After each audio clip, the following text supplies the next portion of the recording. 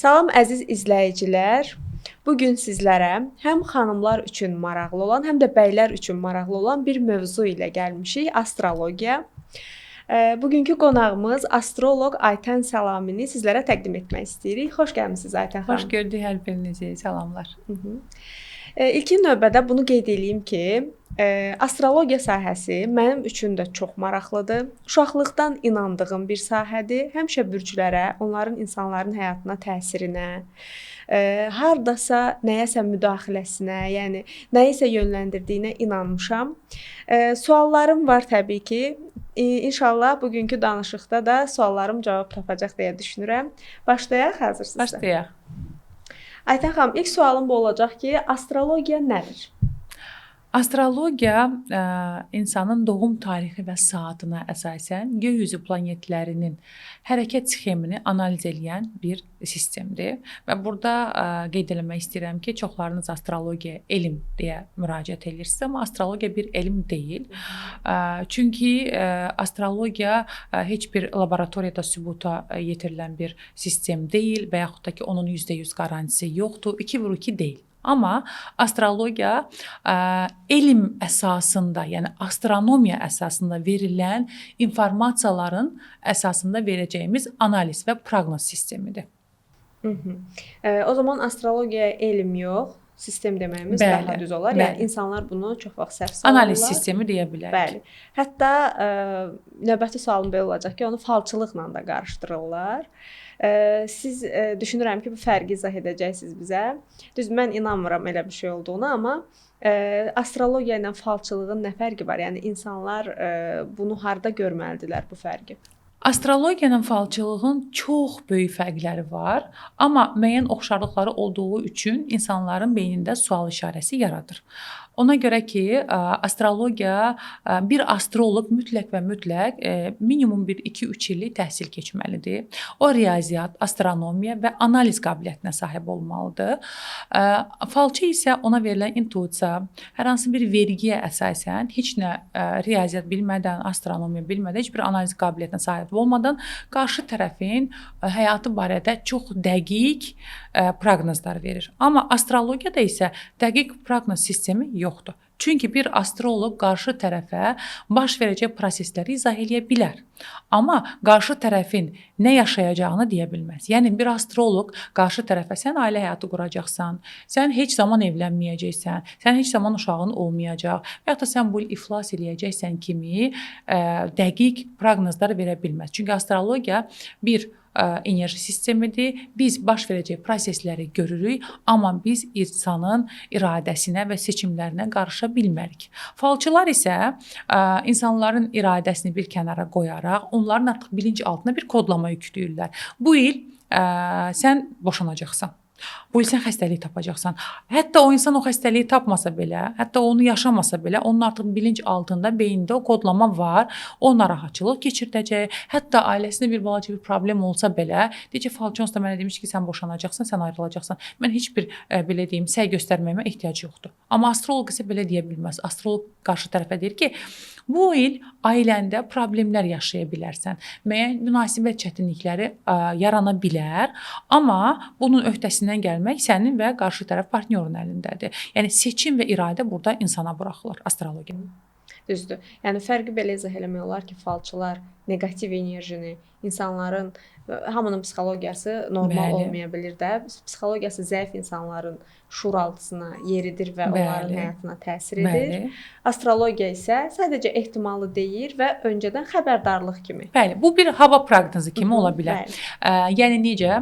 Məsəl üçün hidrometeoroloqlar hava cərəyanlarını müşahidə edərək müəyyən hesablamalarla artıq deyirlər ki, məsələn bu gün Bakıda yağış yağacaq və insan səhər evdən çıxmaq istəyir, bu gün planını qurmaq istəyirsiniz, hava durumuna, hava şəraitinə baxırsınız, tamam bu gün yağış yağacaq. O zaman mən bu gün əgər ağ bir paltar geymək istəyirdimsə, yağışda batacam, bunun qərarını verirəm, geyməyəcəm. Çöldə gəzmək istəyirdim rəfiqəmlə, mən artıq bağlı bir məkana getməliyəm. Hər halda yağış yağacaq, çünki hava proqnozu artıq verilib, bir hesablama gedib orada. Amma o yağışı necə idarə edirəm, o yağışı əvvəldən görüb mən tədarükümü necə edirəm, bu mənim iradəm və seçimimdir. Astrologiyada budur. enerjiləri biz deyirik. Bu il bu kimi problemlərlə üzləşə bilərsən. Amma sənin iradən, sənin seçimlərin çox önəmlidir burada. O problemə hazırlıqlı olmağın, onu necə qarşılayacağın və nəticə sənin o prosesi aparmağınla bağlantılıdır. Amma falçılarda isə belə deyil. Bu il sən bunu yaşayacaqsan, yox bu səndə olmayacaq və yaxud da bu səndə olacaq. Gəl sənə bunu eləyim ki, bu olsun kimi məsələlərlə yanaşmadır. Təşəkkür edirik. Çox geniş məlumat oldu. Ümid edirik ki, izləyicilərimiz üçün də tam aydın olar. Günəş bürcümüz, yüksələn bürcümüz və ay bürcümüz çox gündəmdə olan bir mövzudur. Bunlar bizim gündəlik həyatımıza necə təsir edir? Təsirləri varmı? Güclüdürmü? Və insan ən çox hansına özünü daha yaxın hiss edir? Çox gözəl sualdır. Çünki hal-hazırda bütün sosial şəbəkələrdə insanların ən çox bildiyi nədir? Günəş bürcü. Yəni mənim bürcüm budur. Və düşünsək ki, yer kürəsində 8 milyarda yaxın insan var və sadəcə 12 bürc var və 8 milyard insanın 12 bürcün xarakterinə bölünməsi nə dərəcədə real və məntiqə uyğun ola bilər. Və biz bilməliyik ki, bizim doğum xəritəmiz var və bizim doğum xəritəmizdə əslində bütün bürclərin hər biri var və hər bir bürc bizim həyatımızın müxtəlif sahəsində özünü göstərir, onun xarakterləri. Eyni zamanda bunlardan ən önəmlisi üçü bizim yüksələn bürcümüz, doğum anında, doğum saatında üfüq həddində yüksəlməkdə olan bürcdür. Yəni biz dünyaya gələndə yüksələn bürcün enerjisi ilə dünyaya salamlayırıq. Bizim həyat hədəfimizi göstərir, bizim məqsədlərimizi göstərir, bizim görüntümüzü göstərir. Eyni zamanda yüksələn bürc bizim sosial mühitdə tanımadığımız bir insanlara, adaptasiya keçdiyimiz bir mühitdə o insanlara qarşı istifadə etdiyimiz xarakterlər və yaxud da ki, taxdığımız maskadır. Günəş bürcümüz isə bizim daxili xarakterlərimizdir, bizim potensiallarımızdır və biz Günəş bürcümüzü yalnız və yalnız bizi tanıyan insanlara göstərə bilirik. Çünki o bizim daxilimizdə yatan enerjidir. Ay bürcümüz isə biz dünyaya gələndə göy üzündə ay hansı bürcdədirsə, biz ay bürcümüz o bürcdən ifadə olunur və bizim duyğularımız, bizim reflekslərimiz, bizim anamızla olan bağlantı, bizim hisslərimizi necə tərənnüm edirik, bu bizim ay bürcümüzdür. Bunu bir misal olaraq verə bilərəm. Deyək ki, Günəş bürcü balıq, yüksələn bürcü oğlaq və ay bürcü qoç olan bir insan. Tamamilə 3 fərqli bürcü özündə birləşdirib. O insanı görəndə ilk olaraq tanımırsınız, yüksələn oğlaq görürsünüz. Çox soyuq, özündən razı, insanlara qarşı məsafə qoyan, heç ünsiyyətə keçə bilməyən bir insan. Bir məclisdə tanış olursunuz, ondan sonra başlayırsınız yaxınlaşmağa, ünsiyyətə keçirsiniz. Görürsünüz, ay Allah, bunun daxili dünyası necə gözəldir, çox fədakar, çox əslində xoş söhbət, çox belə deyim, həssas bir xarakteri var. Sonra yaxınlaşırsınız, dost olursunuz, birdən-birə bir söz deyirsiniz ona, o əsəbləşəndə bir də görürsünüz ki, hər şey vurdu, sındırdı və yaxud da çox pis reaksiya verdi və yaxud da səbirsiz davranış elədi. Artıq bu tanıyanda siz onu yüksələn oğlaqla bilirdiniz. İlk təəssürat. Daxili aləminə inirsiniz, xarakterini görürsünüz, günəş balıq. Və qeyri-ixtiyari o insana hər hansı bir hərəkət edəndə və onun bilinçsizcə özündən asılı olmayaraq ay bürcü göstərdiyi reaksiya isə o olur qoç bürcündə. Yəni səbirsiz, özündən çıxan bir davranışlar. Yəni bu üçü də tamamilə fərqli insanın xarakterlərini ortaya qoyur. Təşəkkürlər. Mən də bilmirdim bu məlumatları. Bir çox xanımlar, mən əsasən xanımlarda rast gəlmişəm buna, deyir ki, mən bu bürc deyiləm, yəni o bürcün xarakterlərini daşımıram, məsəl çəkəcəm xərçəng bürcləri. Xərçənglər deyirlər ki, mən o bürcün xarakterlərini daşımıram. Əsasən onlar qapalı, daha belə özünə içə doğru çəkinən olurlar deyə. Bilmirəm də onları nədir elə hiss elətdirən, doğrudanmı elə hiss edirlər, yoxsa o bürcü bəlkə pislənib yanlarında bu bir psixoloji bir təsirdirmi? Bunu bilmək istəyirəm ki, niyə onlar özlərini elə hiss etmirlər, öz bürclərinə xas? Əslində bu nəinki xərçəng, bir çox bürclərdə mən bunu eşitmişəm və çox normal da qarşılayıram. Çünki yəni bayaq sadaladığım kimi insan bir bürcdən ibarət deyil. Mən qız bürcü olduğum halda özüm heç də yəni qız bürcünün xüsusiyyətləri məndə çox azdır əslində. İnsanlar da yenə onun kimi hər hansı bir bürcə sahib olsalar da daxili aləmlərində başqa bürcün xüsusiyyətlərini hiss edə bilərlər. Çünki onların xəritələrində o həmin bürcdə olan çox güclü planet toplaşması ola bilər və artıq onlar özlərini o bürcə daha az belə aid hiss edə bilərlər. Xərçəng bürcləri də əslində çox həssas, çox fədakar və eyni zamanda da çox manipulyativ bürcə olurlar. Onu da deyim burada. Yəni onlar bəli daxili dünyaları çox fərqli olur, çox belə deyim, analıq hissi onlarda çox güclü olur. Ətrafdan baxsan deyirsən ki, bir xərçəng çox sakit, çox səssiz, çox fədakar və heç kimlə işi olmayan biridir. Amma dünya statistikasında ən çox cinayət törədən bürclərin, yəni 12 bürcün içində birinci sırada xərçənglər gəlir. Onu da burada vurğulayım. Bunu bilmirdim. Qeyd etdiniz ki, sizin bürcünüz qız bürcüdür. Biz sizi ilk dəvət eləyəndə mən çox gələn hər bir qonağımıza həyəcanla və sevinclə gəlirəm, çox böyük maraqla, amma sizə ayrı ekstra bir marağım var idi. Mənim üçün çox maraqlı idi. Sonra şəxsi səbəblərə görə ləğv etmək məcburiyyətində qaldığınızı bildirdiniz. Sonra çox təşəkkür edirəm ki, yenidən qəbul edib gəldiniz. Bu zaman mən düşünmüşdüm ki, siz ya əkizlərsiniz, ya tərəzisiz. Amma qız bürcü olduğunuzu qeyd edirsiniz. Həqiqətən də qız bürcünün xarakterlərini daşıyırsınızmı? Yoxsa digər bürclər, yəni ay və yaxud da yüksələn bürcləriniz və yaxud da xəritənizdə olan digər bürclər sizə daha çox basqın, daha çox necə deyim, təsir edir? Təsir edir. Belə deyimsə, mənim əslində xəritəmdə belə deyim, hər bir insanın xəritəsində element və xüsusiyyət balansı var. Biz o xəritəni analiz edəndə baxırıq ki, bu insan tez qərar verən insandırmı, qərarlarında sabit insandırmı, yoxsa dəyişkən xarakterli insandırmı? Və mənim xəritəmdə planetlərin çox toplaşması dəyişkən xarakterdə olduğu üçün zaman-zaman verdiyim qərarları dəyişmə məcburiyyətində qala bilirəm.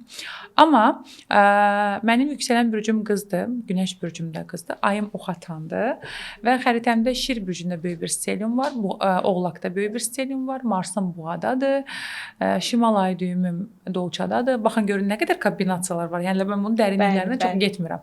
Yəni bunların hər birisi mənim həyatımda fərqli-fərqli sahələrdə yerləşir. Məsələn, mənim iş və karyera nöqtəm var. Əkizlər və qız bürcüdür. Öyrətmək, rəhbər olmaq, danışmaq, nələrsə təbliğ etmək, özüm də öyrənmək, öyrəndiklərimi çatdırmaq. Bu mənim zaten missiyamdır. Şimal ay düyümüm Dolçadadır. Getməli olduğum yoldur. Həyat missiyamdır. Dolça astrologiyanın təmsilçisi olan bürcdür. Astrologiyanı təbliğ etmək, təmsil etmək, insanlara çatdırmaq. Bu mənim həyat missiyamdır. Ayım Oxatandır. Ay Oxatan çox azadlığına düşkün bir insan olur. Bəli, mənim prinsiplərim var. Qız bürcünün detalcılığı, sonra mükəmməlliyətçiliyi bu məni çox yorur. Amma ayımın Oxatan olması zaman-zaman o mükəmməlliyətçiliyimin, o qayda qanunların üzərindən gözləmədən bir xətt çəkə bilirəm. Çünki o duyğularımda azadlıq istəyi gələndə artıq mən, çünki axı dedik, biz ayımız bizim reflekslərimizdir. Və yadınızda saxlayın, bizim doğum xəritəmizdə bütün planetlərimizin xarakterini biz dəyişmə qabiliyyətinə sahib ola bilirik. Yeganə aydır ki, biz onu dəyişə bilmirik. Çünki ayda bilinç yoxdur, bilinçsizlik var. Çünki ayı biz düşünərək edə bilmədiyimiz üçün düşünmədən verdiyimiz reaksiyalardır. Ayı idarə edə bilmirik. Yəni ay börcü qoç olan bir insanı sən niyə özündən tez çıxırsan, sən niyə əsəbləşirsən, sən niyə sakit dura bilmirsən deyə mühakimə edə bilmirik. Çünki onun özündən asılı deyil. Yəni o zaten onu idarə edə bilsəydi o elə olmazdı. Ay bizim idarə olunmayan duyğularımızdır. Çox maraqlıdır.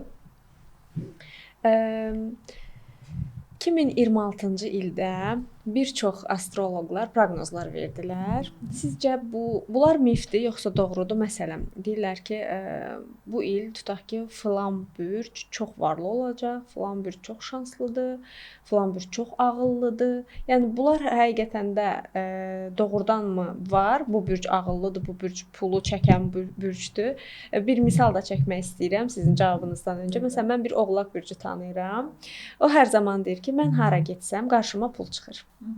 Hara getsəm, məsələn də ara-ara günlərlə xaricdə yaşayır, xaricdə də olduğu vaxtlarda deyir, haçan, məsələn, liftə girirəm, marketə gedirəm, yəni ara-ara 1-2 gündən bir deyir, qarşıma hər zaman pul çıxır. Özü də imkan baxımından çox yaxşı səviyyədədir, hər zaman da yaxşı olsun.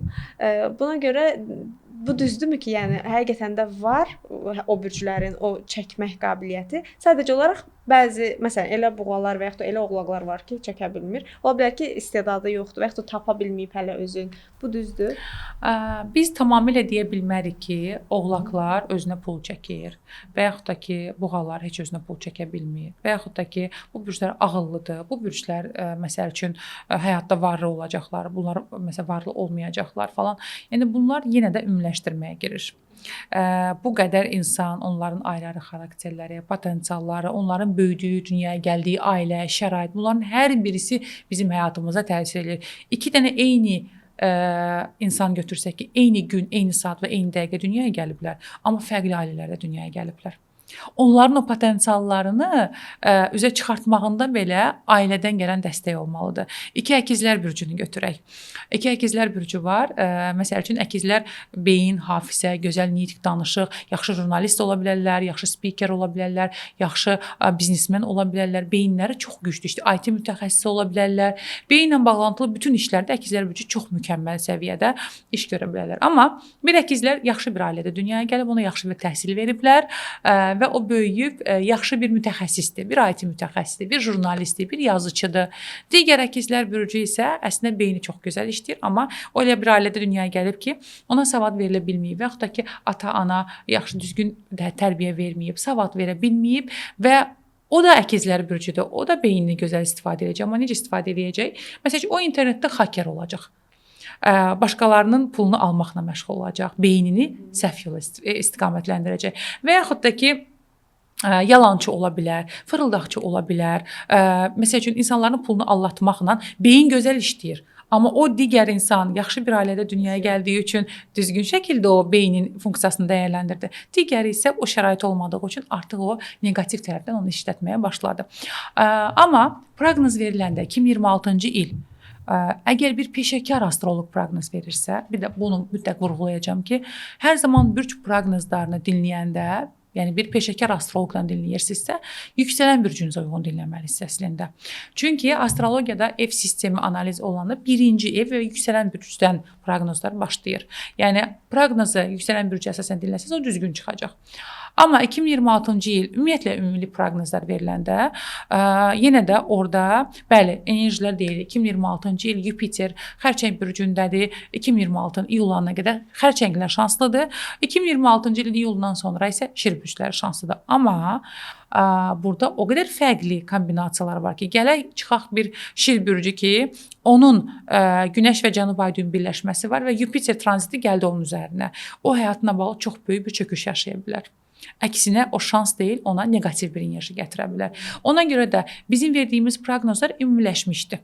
Mən hər zaman deyirəm bunu, efirdə də, yazılarımda da ki, mən bu proqnozu verirəm, amma siz həyatınızı bundan idarə etməli deyilsiniz. Çünki sizin doğum xəritənizdə görünür ki, siz nə yaşayacaqsınız. Bəli, onda mən %99 deyirəm ki, bu olacaq, bu olacaq. Çünki mən sənin bütün xəritə analizini eləmişəm.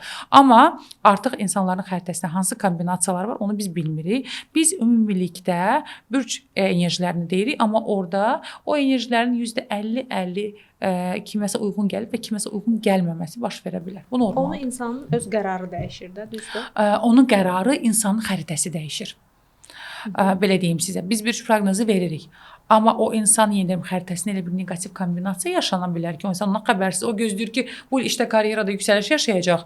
Amma əslində bir Cənub ay düyününün üzərinə bir Yupiter tranziti gəlir ki, o işdən ayrılır. Məsəl üçün, ətrafımda bir neçə xərçəng bürcü var, rəfiqəm, əslində çox şanslı olmalıdır, amma işlərini itirdilər. Çünki xəritələrində başqa kombinasiyalar var. Mən deyirəm, Ayta xanım, bəs nə oldu? Deyirsiniz, xərçənglər üçün uğurludur. Mən hər zaman orada mütləq onu vurğulayıram ki, biz bu sadəcə ümumiləşmiş proqnozdur. Xəritənizə uyğun. Mən əgər bir proqnoz versəm, gəlib desəz ki, Ayta xanım, siz dediniz bu çıxmadı. O zaman tamam, mən onun məsuliyyətini daşıya bilərəm. Amma burada proqnoz, mən sizin xəritənizi bilmirəm. Mən ümumi proqnoz verirəm. Eləcə də digər peşəkar astroloqlar. İnsanın xarakteri doğulduğu günlə gəlir, yoxsa zamanla dəyişə bilir? Yəni astrologiyada dəyişmə anlayışı varmı? Bəli, astrologiyada dəyişmə anlayışı var. Bizim doğum xəritəmiz var. Xarakterimizi, hər bir şeyi zaten müəyyən eləyir. Və insan o xarakterləri də özündə hiss eləyir. Və İnsanın yaşı getdikcə və təcrübəsi artdıqca, artıq başqa mühitlərə düşdükcə insan dəyişmə doğru gedir. Və elə bizim xəritəmizdə də doğum xəritəmiz və proqres xəritəmiz deyilən bir anlayış var. Doğum xəritəmiz bizim doğulduğumuz xəritənin potensiallarını göstərir. Proqres xəritə isə artıq belə deyim, inkişaf etmiş xəritədir. Yəni bir insan doğulduğu xəritəni dəyişərək, xarakterini dəyişərək gəlib proqres xəritəyə çatır. Bizim 30 yaşımızda, 40 yaşımızda necə olacağımızı belə biz astrologiyada xəritədə görə bilirik. Bunu proqresdən görürük. Məsəl üçün deyim, mənim xəritəmdə günəşim Qız bürcü idi, indi proqres xəritədə tərəzidir. Mənim yüksələnim əvvəl Qız bürcüdür, indi tərəzidir. Mən əvvəl daha çox egoistliğim var idisə, daha çox özümü düşünürdümsə, daha çox mükəmməlliyətçi idimsə, indi isə daha balanslıyam, daha insanlara qarşı anlayışlıyam. Baxsam deyirəm ki, Aytan çox dəyişib. Əvvəlki Aytan deyiləm. Bəli, mən həyat təcrübəsi keçmişəm, mən fərqli mühitlərə düşmüşəm və mən öz üzərimdə işləyib və insan artıq dəyişməyə doğru gedir. Yəni heç kim deyəməz ki, mən 20-30 yaşımda bu insan idim və sona qədər də bu qaldım. Mütləq ki, həyatımızda bir dəyişim yaşayırıq. Məsələn, astrologiyada bunu göstərir. Astrologiyada uğurlu zaman varmı? Məsələn, deyirlər ki, bu gün, bu tarixlər sizin üçün uğurlu bir zaman hesab olunur. Məsələn, bu addımı ata bilərsiniz bu tarixdə. Bu doğrudurmu? Bəli, bu doğrudur. Əgər bir peşəkar astroloqa müraciət edirsinizsə və o astroloq sizin xəritənizə uyğun o zamanlamanı müəyyən edirsə, bu doğrudur. Belə deyim sizə, məsəl üçün müraciət edirlər evliliklə bağlantılı. Ayta xanım, ailə həyatı qurmaq istəyirik. Hansı tarixlər yaxşıdır ki, biz bu tarixləri seçək? Bu çox normal bir şeydir. Çünki enerjilər var. Elə günlər var ki, negativ günlərdir, ayın negativ fazı aldığı gündür və yaxud da Merkur retrosudur və yaxud da Mars retrosudur və həmin gün insan belə deyim də gərgin ola bilir. Məsələn, toy tədarükü görürsən, əsəbi ola bilərsən. O gün istədiyin kimi bir şeylər yolunda getməyə bilər və yaxud da sənin üçün, sənin xəritəndə o günün enerjisi negativ başlaya bilər. Ona görə də bir astroloqa müraciət eləyib onunla bağlı tarix ala bilərsən. Bəli, xəritə üzərində aparılan işlə gələcək barədə uğurlu tarixləri vermək olur. Eyni gündə, eyni ayda, eyni ildə doğulan insanlar, yəni kosmik əkizlərdə belə deyim, bu insanlar həqiqətən bir-birinə oxşuyur. Bəli, eyni enerjide dünyaya gəldikləri üçün onların oxşarlıqları çoxdur.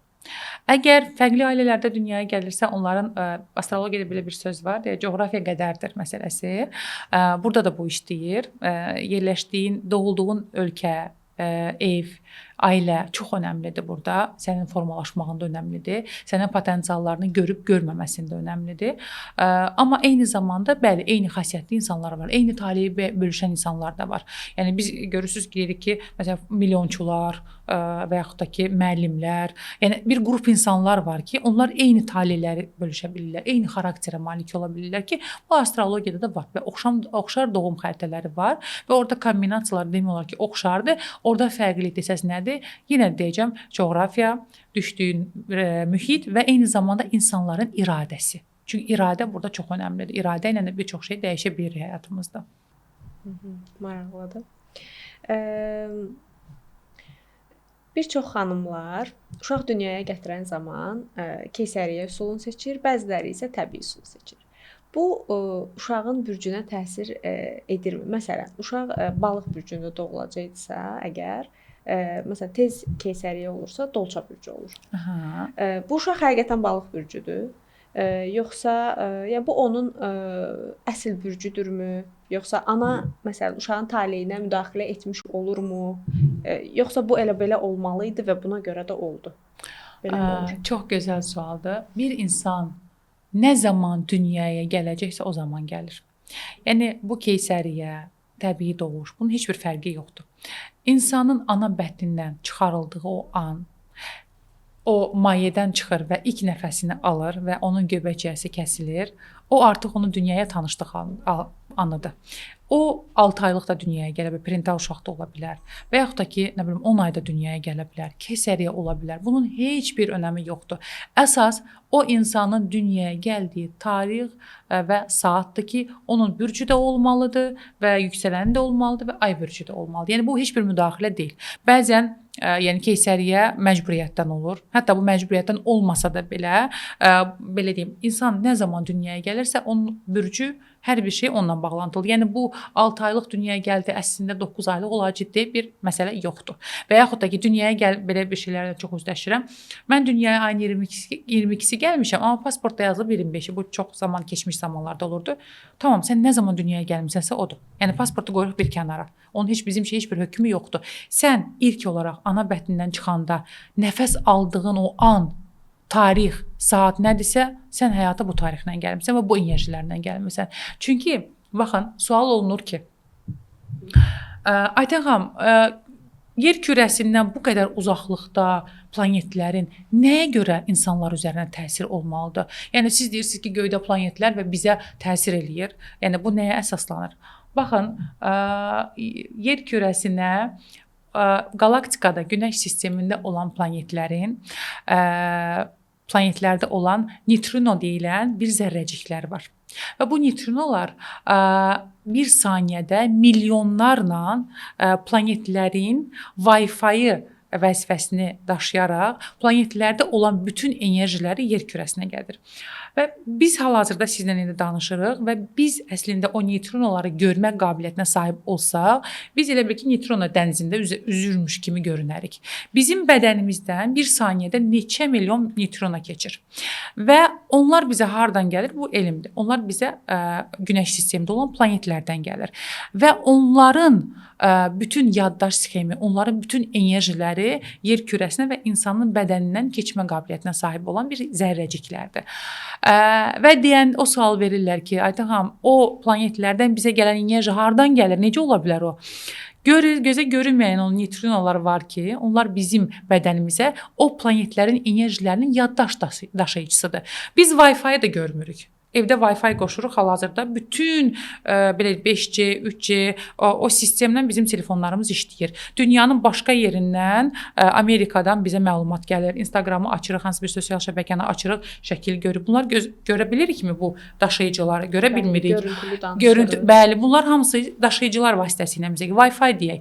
Eləcə də bu neytrinolar qalaktikada, Günəş sistemində olan planetlərin yaddaşlarını və xarakterlərini daşıyıcısıdır. Wi-Fi-dir bizə ötürülür və insana. Və ona görə də biz bu enerjiləri yaşayırıq. Ona görə də biz dünyaya gələndə ana bətnindən çıxdığımız zaman biz ilk olaraq hansı planetlərin neytrinolara təsir altında dünyaya gəlmişiksə, ilk onların enerji, bütün o neytrinolar bizim bədənimizə girir, uşağın bədəninə və o artıq yaddaşı bizim bədənimizə ötürür. O xarakterlə, o missiya ilə, o düşüncə ilə biz artıq formalaşma və böyüməyə başlayırıq.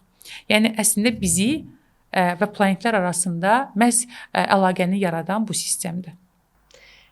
Yəni ki, sualımıza da dönürəm. Çox maraqlı məlumat idi.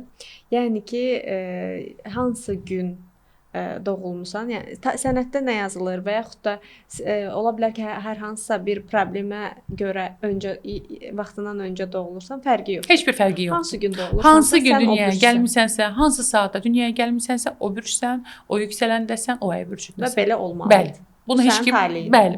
Bu artıq bizim həyat yolumuz və missiyamızdır. Dişil və eril enerji astroloji xəritədə görünürmü? Və balans pozulanda bu həyatda insanların həyatında nə baş verir? Bu görünür, yəni astroloji xəritədə. Bəli, dişil və eril enerji görsənir. Orada məsəl üçün xanım xəritəsində və yaxud da bəy xəritəsində planetlərin kombinasiyalarına baxırıq. Çünki bürclər də dişil və eril bürclər olaraq sıralanır. Məsələn, Qoç erildir, Boğa dişildir, məsəl üçün Əkizlər erildir, Xərçəng dişildir, Qız erildir, Tərəzi dişildir, bəli. Və onların kombinasiyaları var. Bizim xəritəmizdə hansı bürclərdə yerləşən planetlərin çoxluğu varsa, o xəritəyə baxırıq ki, burada eril enerji çoxdur. Məsələn, bir qadındırsa, onun eril enerjisi çoxdur. Məsələn, mənim xəritəmdə eril enerji çoxdur. Və mən bunu həyatımda da yaşayıram hər zaman. Daha güclü, daha möhkəm görünən, öz problemlərini özü həll edən bir xarakterim var və mənim xəritəmdə bu enerji həddindən artıq çox güclü şəkildədir. Kişi var ki, xəritəsində dişil enerjisi çoxdur. Çox həssas, qırılgan, hər şeydən inciyən, küsəyən. Yəni onun xəritəsində o planetlərin çoxluğu dişil bürclərdə olduğu üçün o enerjini daha çox daşıya bilir. Dəyişmək olur bunu? Dəyişmək olur desəm, insan özünü dəyişə bilər. İnsan şuurlu şəkildə, məqsədli şəkildə özünü dəyişə bilər. Ancaq öz üzərində işləyə-işləyə müəyyən xarakterlərini dəyişə bilər. Yəni yenə deyirəm, burada hər zaman astrologiya insanın iradəsi və seçimlərinə hörmət edir və hər bir şeyin dəyişə bilən olduğuna inanır. Doğum və ölüm müəyyən olunub. O aradakı boşluğu insan özü formalaşdıra bilir. Sizdən kiçik bir xahişim olacaq. İzləyicilərimiz üçün də maraqlıdır, bilirəm ki, mənim üçün kiçik bir xəritə analizi eləyə bilərsiniz. Çox vaxtınızı almadan, bəli. Tamam. Edək, həm baxaq görək orada enerjilər necədir, nə vəziyyətdədir. Həm də görək xanımlarımız üçün də maraqlı suallar varsa sizə yönləndirsinlər. Əla, tamam. Gəlin edək. Düzü kompüterimi bugün götürməmişəm, amma telefon vasitəsilə nəsə bir şeylər deyə bilərəm sizə. Mənə doğum tarixinizi zəhmət olmasa deyərsiniz. 25 may 1997. 25 may 1997. Doğum saatınız? 12. Gündüz? Gündüz, bəli. Azərbaycanda dünyaya gəlmisiniz? Bəli. Yüksələn bürcünüz şirdir, günəşiniz əkizlərdir, Veneranız da əkizlərdir. Ay bürcünüz oğlaqdır. Bəli, bilirdim bunları. Tamam. Sonra Marsınız qızdadır və şimal ay düymü tutulmaları var. Getməli olduğunuz yol. Yüksələn bürcünüz şirdir. Uzaqdan daha belə biraz egolu görünə bilərsiniz. Və yaxud da ki, gözəl geyinməyi, incəsənəti, bəzəyi, düzəyi sevə bilərsiniz. Və idarəçisi əkizlər, günəş 10-cu evdədir, iş karyerada məqsəd ən çox ön plandadır. Venera da burada var, qadınlar, qadınlarla bağlantılı işlər, insanların içində olmaq, bu ən çox həyat hədəfiniz və missiyanızdır. Ayınız oğlaqda, çox disiplinlisiniz əslində, çox qayda qanuncusunuz. Biraz duyğularınızı da çox göstərməyi sevmirsiniz. Duyğular sizdə çox arxa plandadır. Və şimal ay düymü Mars qız bürcündədir.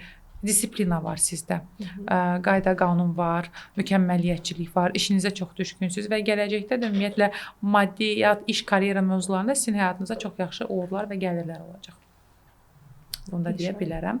7-ci evinizdə bir Yupiter var. Münasibət, partnyordan yana da çox şanslısınız. Təşəkkürlər. Retrolar, ay tutulmaları. Bunlar nə dərəcədə düzdür? Bu zaman baş verən hadisələr həqiqətən də insanlara təsir edirmi? Yoxsa biz bir günahkarmı axtarırıq? Çox gözəl sualdır. Bəzən belə bir keçən dəfə Merkur retrosu olanda qarşıma belə bir maraqlı post çıxdı. Merkurun şəklini qoymuşlar və dedilər ki, yazmışlar ki, orada yenə Merkur retrosu gəldi və bütün problemləri mənim üzərimə atacaqlar. Burada gülünsündüm. Çünki həqiqətən mən baxdım ki, bəli, Merkur retroları və ümumiyyətlə retrolar bizim həyatımıza təsir eləyir. Tutulmalar çox önəmli təsirlərə sahibdir. Amma bəzən də görürəm elə şeyləri retrolara və tutulmalara bağlayırlar. Deyirəm ki, yəni heç bir əlaqəsi yoxdur bunun sənin yaşadığınla bu retronun. Məsələn, düşünürlər ki, bir planetin retrosu olan zaman hər şey dağılır. Başına retro gəlir, Merkur retrosu gələndə kimə salam verirəm, hamı deyir ki, bunu yaşadım Merkur retrosuna görə, bunu yaşadım Merkur retrosuna görə. Əslində bu belə deyil. Retrolar bizə biraz retro nədir sözün mənası? Keçmiş deməkdir. Retroda planet göy üzərində enerjisini biraz zəiflədir, yəni yavaşlayır və yer kürəsində onun o gələn enerji mexanizmi zəifləyir. Və o planetin mövzusunda biz həyatımızda problemlərlə üzləşməyə başlayırıq. Və retrolarda biz nə edirik? Retroda dayan, hərəkətə keçmə, biraz keçmişə get. Retro sənə nə deyir? Özü də yavaşlayır planet. Yəni deyir ki, sürəti azalt. Məsəl üçün Merkur retrosu ən çox yaşanan retrolardan biridir. Elə fevral ayında da baş verəcək bu retro. Merkuri düşüncə ilə, hafizə ilə verilən qərarlarla bağlantılıdır. Merkur retrosu baş verən zaman deyirəm ki, stop. Yeni qərar almayın. Yeni düşüncələrə getməyin. Çünki o enerji, o planet enerjisini zəiflədib, yaxşı işləmir hal-hazırda. Wi-Fi-ın sürəti zəifləyib və siz onu yaxşı olaraq götürə bilmirsiniz. Siz bir qərar verə bilərsiniz ki, o düzgün olmaya bilər, diqqət əksikliyiniz ola bilər. O qərar, o imza atmaq istəyirsiniz, orada konsentrasiyanız düzgün olmaz. Bir şey oxumarsınız, sonra o retro gedəndən sonra deyir, "Aha, mən bu bəndə, bu imzada bu bəndə diqqət eləmədim. Kaş mən daha diqqətli oxuyardım." Bu kimi problemlərlə üzləşə bilərsiniz. Ona görə də Merkur retro olanda deyirlər ki, biraz yavaşla. Keçmişə get. Keçmişi dəyərləndir. Gör keçmişdə nəyi yarımçıq saxlamısan, onu bitir. Nəyi davam eləməlisən, onu davam elə bitir. Və yaxud da ki, keçmişdə yarımçıq qalmış bir mövzular var idi, onu otur fikirləş. Bir səhv buraxmısanmı, o səhv barədə otur, düşün. Yəni keçmişə get. Keçmişi tamamla. Retro dayanandan sonra artıq sən gələcəyə doğru gedə bilərsən. Çünki planetin o enerjisi artıq aktivləşir və sən o mexanizmi, o enerjini daha yaxşı ala bilərsən. Yəni Merkur retrosu heç bir dağıdıcı bir gücə sahib deyil və yaxud da ki, nə baş verdisə, ay retrodan baş verdi. Bu artıq işin biraz o qaçış boyutudur. Tamam, nə baş versə günahkar axtarmaq kimi bir Merkur retrosu.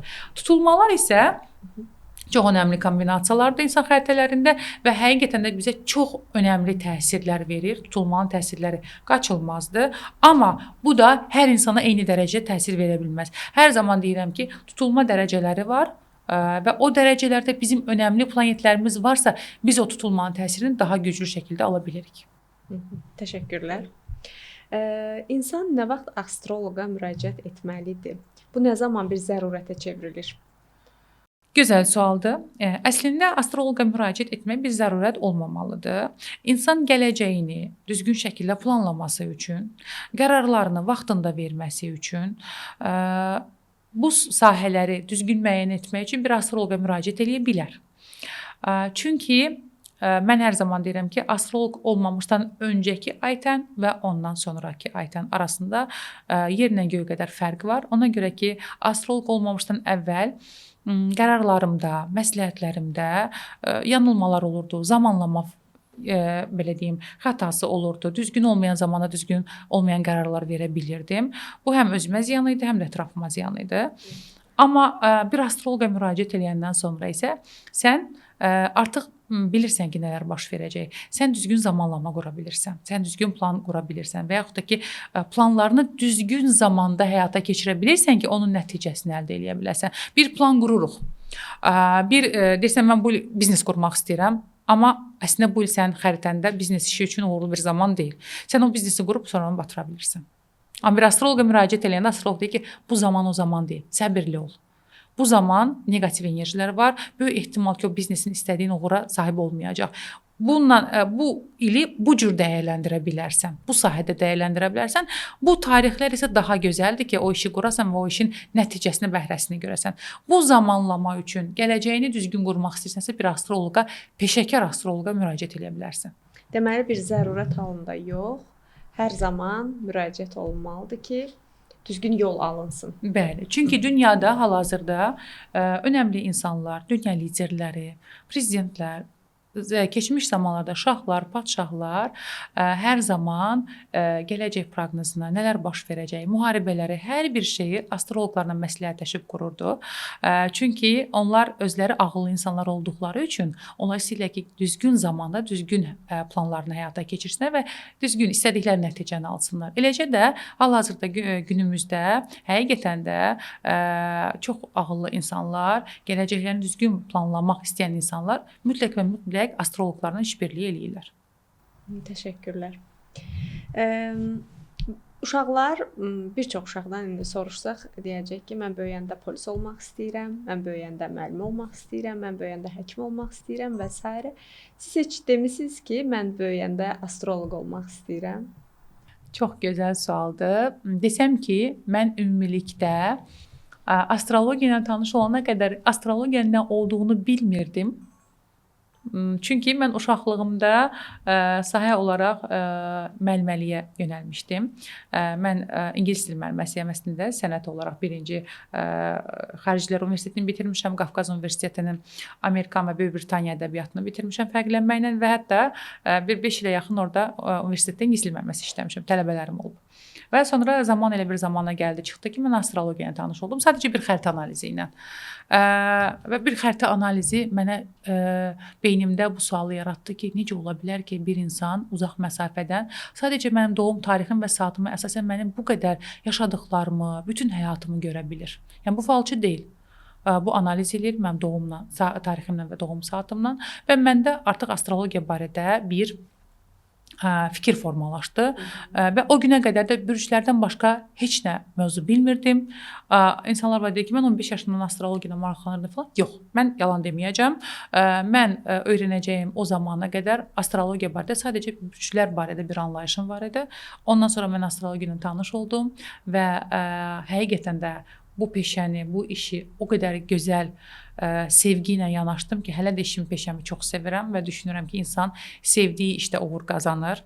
İnsan işini sevəndə düzgün şəkildə onu belə deyim, icra eləməyə başlayır və mən düşündüm ki, mən bütün o oxuduğum diplomların, işimin, hər şeyin üzərinə bir xətt çəkdim və mən yenidən ailəli və 3 uşaq sahib bir ana kimi mən başladım təhsil almağa xaricdən və bu işi cəmiyyətə belə deyim təbliğ etməyə. Çox gözəl. İnşallah ki, işinizdə sizə uğurlar arzu edirik və sizin kimi peşəkarların olmağını diləyirik hər zaman. Çox sağ ol. Güclü qadın olmaq astroloji baxımdan nə deməkdir? Bu mümkündür, yəni güclü qadın olmaq, bu profil. Bəli, mümkündür. Doğum xəritəsində güclü bir qadını biz görə bilirik. Məsəl üçün, ayı oğlaq olan bir qadın, günəşi oğlaq olan bir qadın, qız bürcü kombinasiyasında günəşi, ayı olan bir qadın çox güclü qadındır. Əqrəb qadınları çox güclü bir profilə sahibdirlər. Bir balıq, məsəl üçün, günəşi, yaxud da ki, ayı olan bir xanım o qədər də güclü profilə sahib olmur. Çünki baş verəcək hadisələr nəticəsində o duyğularını ortaya qoyur. Amma güclü olmaq biraz duyğuların arxa plana atılmasıdır bəzən və çox hallarda hamı məndən razılaşar. Çünki güc belə deyim, duyğunun önündədir. Duyğu gücün arxasında gizlənir və ona görə də əgər bir insanın xəritəsində su ünsürü azlıq təşkil edirsə, o insanlar hava, torpaq və atəş elementi daha çoxdursa, o insanlar, o qadınlar, xüsusilə də onun ayında, Venerasında və günəşində varsa, onlar daha güclü qadın profili ilə tanına bilirlər. Bayaqki xəritəyə əsasən mən də onda güclü qadın hesab edirəm. Yüksələn şir və ay bürcü oğlaq. Olub ki, heç xəritəsində ağır göstəricilər görmüsünüz hər hansısa bir xanımın və bunu ona bildirmisiniz? Ağır baş verəcək hadisələri görmüşəm. Hər zaman da zaten görünür bu. Bir astrolog bunu görür. %100 biz bunun garantisini verməsək də, çünki hər şey Allah bilir. Amma yaşanacaqların çətinliyini görmüşəm. Amma insanlar məni tanıyırlar xarakterim olaraq. Ay bürcüm Doğatandır. Çox pozitiv xarakterim var və insanlara da hər zaman çalışıram ki, pozitiv enerjilər göndərim. Çünki insanları bilinçaltını negativ kodlamaq çox sadədir.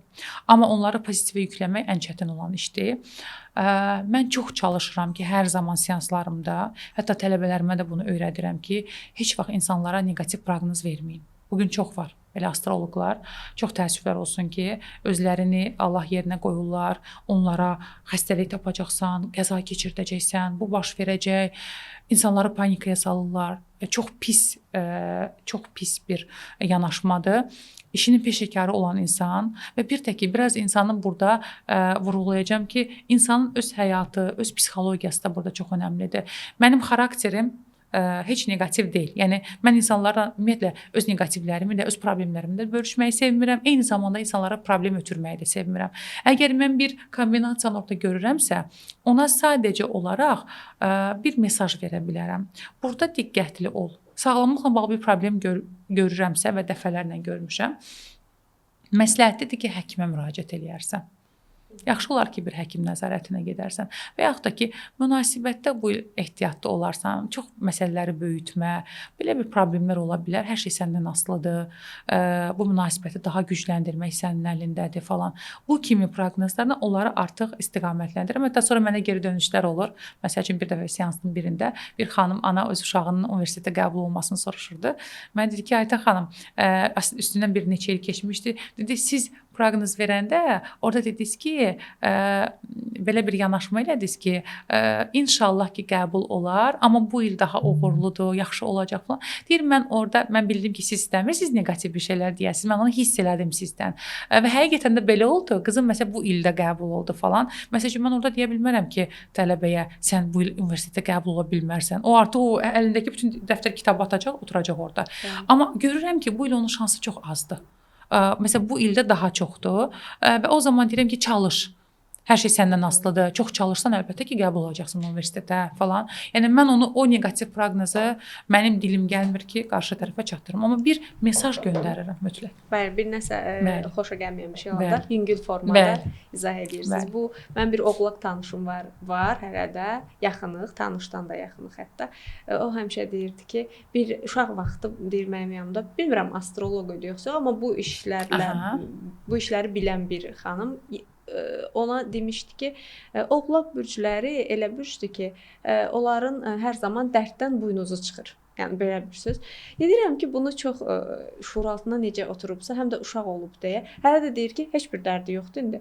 Amma deyir ki, 32-33 yaşı var. Deyir ki, elə bilirəm ki, haçansa elə bir dərdim olacaq ki, o dərddən buynuzum çıxacaq. Yəni özünə o qədər onu kodlama var. Bilinç altında artıq o cümlə oturub. Yəni, və bu da ən neqativ, ən pis şeydir. Ona görə mən hər zaman deyirəm insanlara, ağzınızdan çıxan sözlərə çox fikir verin. Çünki insanları söz travması qoyursunuz. Çox diqqət edirəm danışıqlarıma, çox. Mən əslində başqalarının danışıqlarına təsir alan insan deyiləm xarakter olaraq. Yəni kim nə deyirsə desin, öz düşüncələrim və öz fikirlərim var.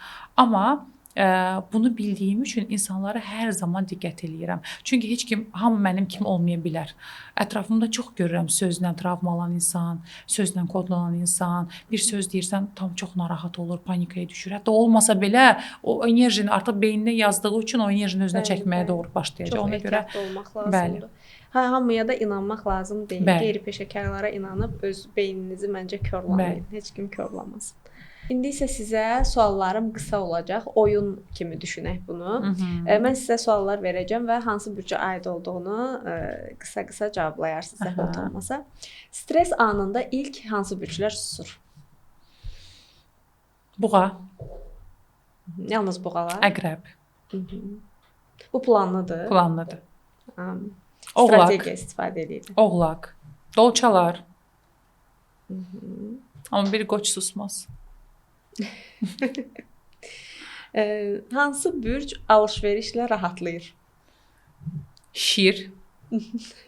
Çox sevir alış-verişi. Xüsusilə də qəşəng bahalı şeylər alsın özünə. Tərəzi. Çox zərif hədiyyələr almaqla, müəyyən bir şeylər. Yüksələn bürclər də daxildir? Daxildir. Alış-verişi çox sevən bürc. Buğa daha çox yeməyi sevir. Otursun, yesin, içsin. Bəli. Amma ən çox şir deyə bilərəm buna və tərəzi də daxildir. Hansı bürc hər şeyi içinə atır? Qapalıdır. Xərçəng, balıqlar, əqrəblər ən çox daxilə yönələn bürclər, su ünsürlü bürclər, bəli. Hansı bürc əsəbləşəndə hər şeyi dağıdır? Qoç, oxatan, şir də egosu ön planda olanda hər şey dağıda bilər. Dağıtmağı iki yerə bölürəm onda. Bir beyində hər şeyi dağıtmaq, bir də fiziki. Göz görən fiziki dağıtmaqda qoçdur, şirdir və oxatandır. Onlar çünki o ünsür olduqları üçün anında təsir göstərəcəklər. Amma beyində kim dağıdar? Bir əqrəb beyində səni yox eləyər, amma sən bunu bilmərsən. Zamanı gələndə o artıq öz intiqamını çox gözəl şəkildə alacaq. Bir dolça beyində dağıdar, amma sən heç zaman bilmir. O qədər səndən politik danışar ki, sən bilmərsən ki, o insan əslində beyində səni bitirib, məsəl üçün. Bir oğlaq çox səbirlidir, strategiya var onda, çox da bildirməz, amma beyində artıq bir çox şeyləri də bitirmişdi. Hansı bürc deyə bilər ki, mən çox güclüyəm, amma yorulmuşam? Bir qız bürcü deyər bunu. Çox işləyir, çox xidmət, qız bürcü, xidmət bürcü biz buna deyirik. Hamının yardımına qaçan bürcdür. Hamıya kömək eləməyi sevir və bu fiziki köməkdir əslində. Qız bürcləri çox yorulurlar, həqiqətən də çox qaçırlar və çox yorulurlar və eyni zamanda oğlaqlar. Çox işləyirlər, çox disiplinlidirlər. Oğlaqlar bu həyatda bu torpaq unsurlu bürclər sırasındadır. Bu arada boğadır, qızdır, oğlaqlardır. Oğlaqla qız bürcləri daha zəhmətkeşdirlər, daha çox yorulandılar. Buğalar isə daha çox komfortla pul qazananlar. Hər üçün maddiyyat mövzuları onlar üçün önəmlidir. İş, karyera önəmlidir. Buğalarda bu iş biraz bəxtləri gətirir, daha komfortla gəlir onların maddiyatları. Oğlaqla qız bürcləri isə əziyyət çəkməlidirlər ki, onlar işlərində və maddiyyatlarında uğur qazansınlar. Hansı bürc deyə bilər ki, heç kimə ehtiyacım yoxdur? Yenə də oğlaq, qız bürcü, şir egosuna görə deyə bilər heç kimə ehtiyacım yoxdur. Bəli. Şirlər, yəni heç kimə ehtiyacım yoxdur. Bir oğlaq deyə bilər bunu. Qoçlar deyir. Qoçlar da deyir, hər şeyi mən eləyərəm. Onlarda da ego çox yüksək olur. Oxatan bürcündə də bu ola bilər. Yəni hər şey mənim istəyim olsun, mənim ehtiyacım heç kimə yoxdur, mən bacararam. Çünki o ünsürü də onlarda da olur. Hansı bürcə xasdır ki, deyir ki, mən hər şeyi nəzarətdə saxlamalıyam? Kontrolçuluq. Əqrəb, oğlaq, disiplina, qayda, qanun hər zaman. Qız bürcü həddindən artıq çox kontrolçuluq, çox mükəmməliyyətçilik, detalcılıq. Qoç sevir kontrolda saxlanmağı. Dolçalar kontrolda saxlayır, amma bunu bildirmirlər. Yəni dolça ilə bir məclisdə oturursan, əslində hər şey onun istədiyi kimi gedir. Amma o qədər politik gedir ki, insanın ruhu incimir ki, sən əslində dolçanın dediyi yoldasan. Və yaxud da onun fikrinə gətirir, səni çıxardır, amma onu çox nəzakətli eləyir. Dolçalar da, məsələn, kontrol saxlamağı sevirlər. İncitmədən. Bəli. Hər kəsdən dəyərliyəm və bunu özümə borcluyam. Bunu hansı bürc deyir? Şir. Egosu çox yüksək olan bürc. Şir deyərdim. Qoçlar da özlərini çox sevirlər, özlərinə dəyər verirlər. Amma egoları şirlər, ego çox yüksəkdir onlarda. Bəli.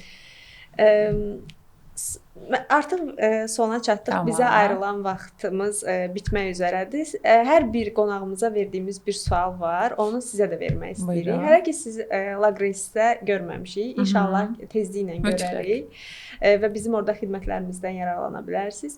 Bizim orada loqomuz var. Loqomuz ilandır. Və biz o ilanla xanımları simvolizə edirik. Və deyirik ki, hər zaman da deyirik ki, bir çox videolarımızda hər bir xanım bir ilandır. Sizcə bu düzdür? Mənim prizmamdan baxsaq, bəli. Hər bir xanım həm bir ilandır. Yəni onun istəmədiyi bir şeylər baş verərsə, o çox asanlıqla sanca bilər. Yəni düşünürəm ki, yəni hər bir xanımın daxilində bir ilan yatır. Amma bu ilanı oyatmayasan. Bizdə həm ilanın gücü, bəli, həm gözəlliyi, həm zərər vermə qabiliyyəti var, amma onu strategik risk hiss elədiyi anda zərər verir. Yəni toxunmasan sənə zaten dəyməyəcək. Toxunmur. Bu da qadınları, yəni ikinci bir simvol düşünə bilmirəm ki, ilandan başqa nəsə olsun. Bəs bu situasiyada məsələn siz hansı bürcə deyə bilərsiniz ki, bəli, bu bürc ilandır? Yəni bu gücü, gözəlliyi də düşünərək, hər şeyi işin içinə qataraq. Bir əqrəbi deyə bilərəm. Çünki əqrəbin həqiqətən də gözəl bir enerjisi var, gözəl bir dişi enerjisi var əqrəb bürcünün və dişi bürcdür. Eyni zamanda onun daxilində bir ilan yatır. Yəni ona əgər bir pislik eləyərsənsə, əqrəbi sevirsənsə, ona sadiqsənsə, ömrünün axırına qədər sənə sahiblənəcək. Amma əgər sən bir əqrəbə pislik eləyəcəksənsə, ona bir ziyan yetirəcəksənsə, artıq o daxilindəki, o əqrəbində sancan iynəsi var. O artıq səni vaxtı zamanı gələndə onun qarşılığını atlamasına verəcək sənə. Yeri gəlmişkən əqrəb deyirsiniz deyə düşünürəm beynimdə. Əqrəblər də ilan, məsələn, ilan çox çəkici bir heyvandır, çox diqqət çəkicidir və çox cazibədardır. Əqrəb qadınları da belədir. Çox cazibədardır. Mən əqrəb qadınlarını, hətta yüksələn əqrəbləri belə aurasından, o görüntüsündən hiss edirəm. Hətta bu yaxın zamanlarda bir məclisdəydim, bir xanım idi. Dedim, baxdım belə, dedim, siz əqrəb bürcü deyirsiniz. Dedi, yox, mən xərçəng bürcüyəm. Dedim, yox, mən sizdə əqrəb aurası hiss edirəm. Açdım test doğum tarixi saatını, baxdım yüksələn əqrəbdir. Əqrəb qadınların dişiliyi, onun o aurası, o cazibəsi həqiqətən də seçilir digər qadınlardan. Çox təşəkkür edirəm Ayxan Mən xanım, təşəkkür vaxt ayırıb edirəm. gəldiyiniz Çox sağ olun üçün. Çox dəvətiniz məmnun üçün. olduq. Bizim üçün çox xoş və çox maraqlı bir söhbət oldu. İzləyicilərimizə də ümid eləyirəm ki, faydalı məlumatları çatdıra bildik. Təşəkkürlər. Mən təşəkkür edirəm. Görüşərik.